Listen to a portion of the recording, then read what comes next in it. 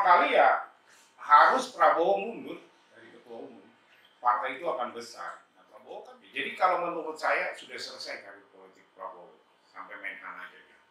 Adanya KLB dan kenapa KLB itu untuk menyelamatkan Prabowo dan menyelamatkan partai. Artinya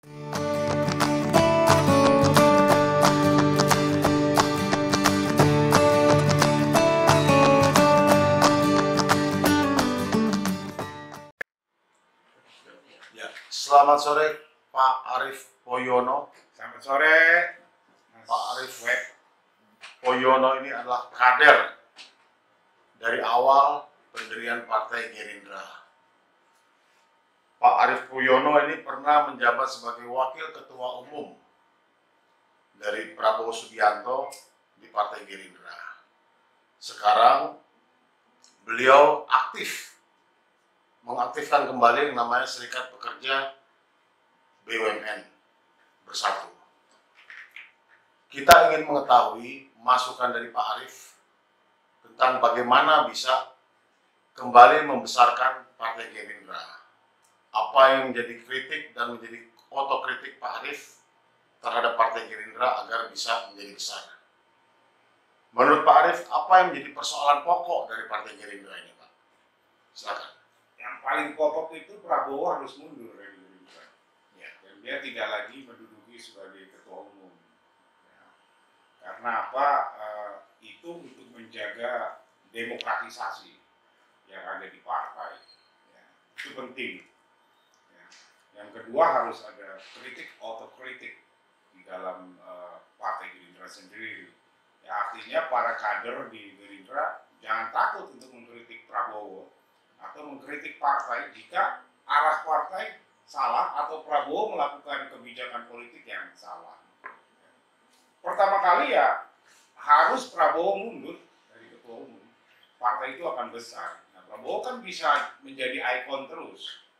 Nah, kalau selama masih dipimpin oleh Prabowo lagi, artinya partai ini akan tidak pernah berkembang. Ya, artinya apa? Semua berpegangan pada Prabowo. Ya, artinya tidak muncul tokoh-tokoh baru di Partai Gerindra yang bisa menggantikan Prabowo. Apakah selama ini Pak Prabowo menghambat kemajuan partai itu sendiri? Ya salah satu menghambatnya dia pengen terus jadi ketua umum dan ketua Dewan Pembina. Harusnya kalau dia sayang dengan partai yang sudah saya juga ikut membangun, ya, dia harus mundur dari ketua umum Partai Gerindra. Artinya dia menyiapkanlah kader-kadernya untuk bisa menggantikan dia. Tapi kan selama ini nggak ada. Mungkin dia belum menemukan orang tepat untuk menggantikan dirinya. Masalah kaderisasi mah cepat, Mas. Wong Pak Joko Widodo aja cepat menjadi kader langsung menggantikan SBY kan. Ya kan? Itu kan tinggal kemauan Prabowo aja mau membesarkan partai atau mengubur partai ini sejalan dengan dia nantinya sampai incapacity di Gerindra. Itu penting. Jadi partai tidak lagi bertumpu pada seorang Prabowo. Ya, partai ini berkembang seperti apa yang dulu kita cita-citakan bahwa demokratisasi akan hidup di partai itu. Nah, tapi kan kenyataannya, ya kan, tidak akan pernah partai ini besar selama Prabowo menjadi ketua umum. Kira-kira siapa yang kira-kira bisa menggantikan Pak Prabowo Subianto di dalam Partai Gerindra? Saya sendiri belum melihat ya siapa yang mampu menggantikan Prabowo, walaupun belum ada, harus dicoba. Banyak kayak ada Dasko, ya kan, ada Mujani, ya kan. Nah, terus kemarin sayangnya anak didik dia si Gembala Lobster ditangkap KPK, ya kan. Nah, banyak, ada Fadli, ya kan, banyak gitu kan. Nah, Prabowo ini jangan menjadi tokoh sentral gitu loh. Harus ada tokoh-tokoh yang bisa menjadi ikonnya Gerindra. Ya, tentunya adalah tokoh yang baik, tokoh yang bisa dicontoh oleh masyarakat. Nah, kalau sepanjang Prabowo masih pengen jadi ketua umum, partai ini nantinya Pak bisa jadi partai buram setelah Prabowo incapacity. Gitu. Artinya berpegang terus pada seorang tokoh. Kasihan kasihan partai ini. Dan tidak akan pernah berkembang di dalam partai itu. Dalam bayangan Pak Arief, apabila sudah ada regenerasi, kemudian ada kepemimpinan baru, apa yang menjadi tugas pokok Gerindra dalam menjalankan perjuangannya di tengah-tengah masyarakat? Yang pasti tugas utama Partai Gerindra itu menghilangkan politik identitas, bukan masuk menjadi justru partai yang berbau identitas. Maksudnya gimana, Mas? Ya misalnya Prabowo kan tahu, ya kan? Misalnya ada HTI, ada EPI, ya, terus ada yang lain-lain, ya. Kalau bisa, ya, bukan kita merekrut mereka terus kita terpengaruh atau menghalalkan segala cara berpolitik untuk memenangkan ambisi dia dengan menggunakan cara-cara politik identitas. Kan kita sudah lihat di Pilpres, ya kan? Nah, itulah tugas bagaimana Gerindra sekarang kembali lagi ke tengah. Artinya partai yang konsisten dengan pendirian utamanya, yaitu partai yang tidak bermain di politik identitas. Ya, kalau sekarang kan terpaan dari media, dari masyarakat melihatnya kan Gerindra ini sudah seperti partai kadrun, lebih kadrun dari PKS.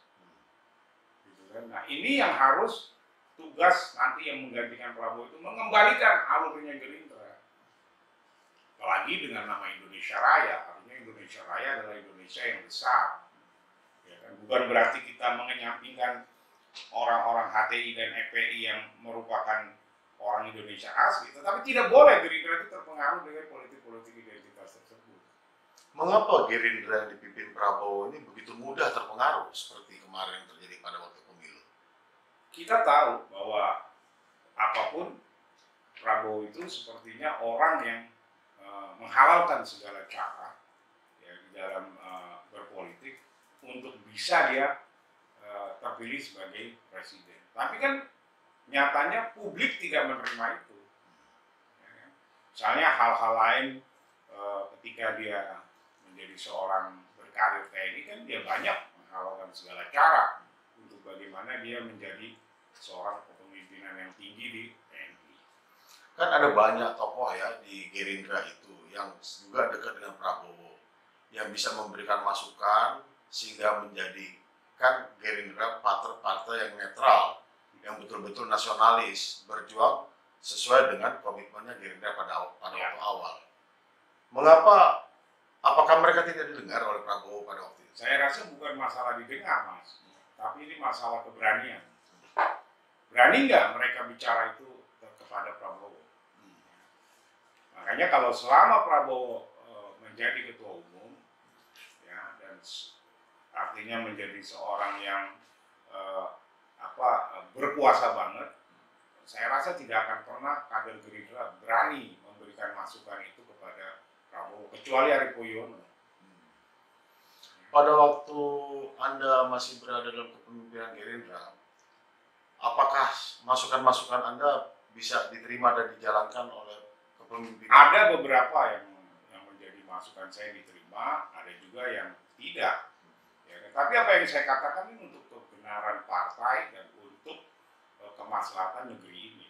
Ya, dulu saya sangat menolak maksudnya faksi 212 dan EPI dan HTI itu ke Gerindra. Ya, karena saya ingin menjaga Gerindra itu tetap suci sebagai partai nasionalis. Artinya ideologi-ideologi yang kanan itu tidak bisa masuk, ataupun kiri ya, artinya kita di tengah. Nah, saya banyak memberikan masukan kepada Prabowo. Saya kalau menegur ya menegur langsung. Karena saya tidak punya kepentingan, Mas. Di dalam berpartai itu, saya hanya menginginkan partai ini besar, bisa dijadikan partai panutan bagi seluruh golongan, seluruh ras, seluruh agama. Nah, tapi kan pada perjalanannya, Prabowo tidak mendengarkan ini. Ya hasilnya seperti sekarang. Seperti kalau misalnya dalam hal-hal pemerintahan yang bersih, dalam kasus Edi Prabowo, ya kan? Kenapa dia tidak menegur seorang Edi Prabowo ketika jadi menteri banyak memberikan izin-izin ekspor lobster kepada kader-kader Gerindra, perusahaan-perusahaannya kader Gerindra, atas atas nama orang Gerindra terpampang di media, dia membiarkan. Nah, artinya kan sama saja omong kosong dia mengatakan bahwa uang kita itu keluar ke luar negeri atau misalnya bocor. Jadi antara omongan dan tindakannya dia tidak sama di dalam politik. Ya, dan akhirnya ya seperti ini ya. Bukan karena saya tidak ada lagi di kepemimpinannya Gerindra ya, itu nggak jadi soal bagi saya. Ya, tapi ini merupakan masukan dari saya supaya Prabowo sadar, segeralah Prabowo mundur. Kalau partai ini mau besar. Masih banyak orang yang berpikir Prabowo untuk bisa maju lagi di 2024. Menurut Bung Arief sendiri bagaimana? Sudah selesai. Mengapa sudah selesai? Satu, ya, dia diberatkan dengan kasus masa lalu dia, baik kejahatan HAM, dugaan kejahatan HAM, penculikan aktivis. Ya. Yang kedua, tadinya saya pikir dia seorang demokratis, dia seorang yang nasionalis dan dia berpolitik dengan cara-cara yang penuh dengan etika atau penuh dengan tidak menghalalkan segala cara ya. Tapi kan ketika kita lihat menghalalkan sebuah cara, menghalalkan segala cara, akhirnya kan diadili oleh rakyat, dia tidak bisa jadi presiden. Dan saya yakin dia tidak akan pernah jadi presiden. Dan tidak akan pernah menang. Kalau misalnya ternyata Prabowo juga tetap tidak mau mundur, bagaimana menurut? Ya, kalau dia tidak mau mundur, Gerindra akan tenggelam bersama dia, dimakan oleh waktu. Tinggal tunggu aja. Oke. Ya kan? Itulah kenapa saya minta Prabowo mundur sebagai ketua umum. Kalau misalnya Anda diminta oleh anggota dan kader Gerindra untuk memimpin Gerindra, apakah Anda siap dan mampu? Masalah mampu dan siap itu berdasarkan pengalaman dan berdasarkan situasi. Ya, artinya kalau saya sendiri, ya saya mengatakan saya tidak siap ataupun saya tidak mampu. Ya. Tetapi sepertinya saya tidak punya kesempatan untuk ke situ. Dan saya juga tidak ingin sebenarnya. Ya, artinya menjadi ketua umum Gerindra bukan tujuan saya berpolitik. Masih banyak orang-orang yang lebih baik dari saya di Partai Gerindra. Apakah masih dibutuhkan sebuah mekanisme KLB untuk memperbaiki yang namanya Gerindra ini? Harus ada KLB, Kongres luar biasa, untuk artinya bagaimana, tapi kembali lagi seberapa berani kader-kader Gerindra tersebut. Ya kan? Karena kongresnya aja di rumah dia, ngadainnya kan, nggak pernah berani di luar. Ya kan? Terus ya nggak ada mekanisme demokratisasi di dalam Gerindra itu, jadi tertutup ruang oleh dia, ya kan? Dia ingin menjadi sentralnya. Ya kan? Sebenarnya itu politik yang salah, cara berpolitik yang salah.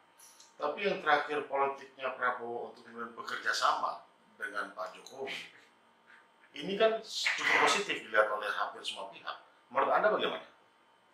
Ya maunya kerjasama dengan Jokowi kan sudah terlihat. Artinya apa tujuan dia, ya kan? Bukan tujuan murni untuk bekerja sama membangun negeri ini saya pikirnya. Tapi bagaimana mencari kesempatan untuk mengumpulkan pundi-pundi dan untuk mencoba menggunakan fasilitas pemerintahan untuk bisa menjual diri agar bisa nantinya jadi presiden. Ya kan? Koalisi sebenarnya Jokowi nggak membutuhkan Gerindra.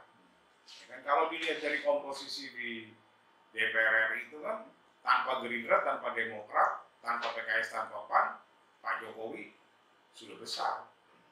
Ya kan? Cuman hanya karena kerendahan hati dan kebaikan hati seorang Jokowi mengajak mantan pesaingnya itu untuk masuk ke pemerintahan. Tapi apa nyatanya? Ketika sudah duduk di pemerintahan, Prabowo tidak mau belajar. Ya, Prabowo tidak mau menegur kadernya seperti Edi Prabowo. Ya akhirnya apa? Tertangkap oleh KPK. Dampaknya apa? Kepada partai dan kepada dia sendiri. Ya, jadi kalau menurut saya sudah selesai karir politik Prabowo, sampai Menhan aja dia. Menurut Bung Poyo, apakah Ya. sudah ada keinginan dari kader-kader di daerah-daerah yang menginginkan agar terjadinya kongres luar biasa itu? Jadi gini, kongres luar biasa sebenarnya kader-kader di Gerindra itu menginginkan adanya KLB, dan kenapa KLB itu untuk menyelamatkan Prabowo dan menyelamatkan partai. Artinya walaupun nanti di KLB Prabowo tidak terpilih sebagai ketua umum, artinya dia akan tetap ditetapkan sebagai ketua Dewan Pembina. Dan dia harus sadar bahwa di dalam ADART-nya Gerindra itu ketua Dewan Pembina lah yang paling berkuasa. Ya, artinya ada KLB pun nggak ada masalah bagi dia. Ya. Cuman bagaimana KLB itu nanti tujuannya adalah untuk membesarkan partai, untuk mengkonsolidasi ya. Artinya banyak kader-kader Gerindra yang saat ini kecewa sudah mundur dari Gerindra ya, pentolan-pentolannya itu sudah banyak yang keluar ya. Cuman memang belum ada kata sepakat untuk melakukan KLB. Mereka itu masih menghormati seorang Prabowo, ya. Masih menghormati seorang Prabowo dan masih ingin menyelamatkan Prabowo. Ya, artinya jangan sampai partai yang didirikan oleh Prabowo ini nanti tenggelam gitu. Hanya tinggal nama, satu periode lagi ini hanya tinggal nama. Ya memang satu-satunya jalan untuk menyelamatkan partai Gerindra itu ya diadakan kongres luar biasa, yang tentu keluarga kongres luar biasanya tidak di Hambalang tapi di luar.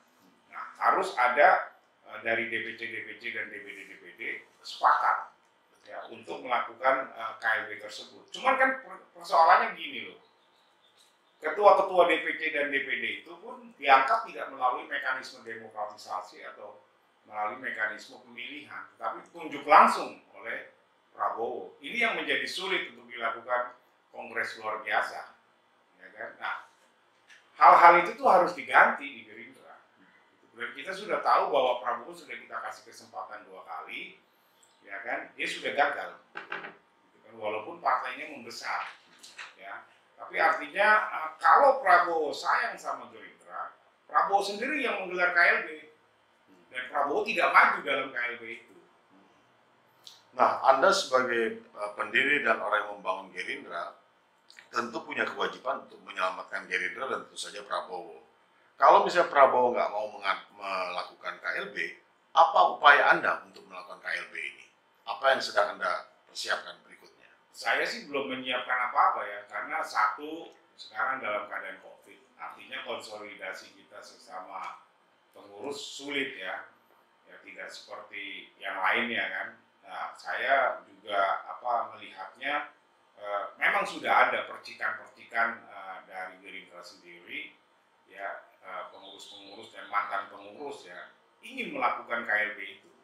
Ya, tapi artinya tunggulah ada waktunya, ya kan pada saat yang tepat KLB di Gerindra bisa digelar gitu. Tentunya dengan tujuan untuk menyelamatkan partai dan menyelamatkan Prabowo sendiri. Kalau Prabowo mau maju lagi di 2024. Apakah seperti di Partai Demokrat dibutuhkan dukungan atau intervensi dari Pak Muldoko dari KSP untuk bisa melakukan KLB?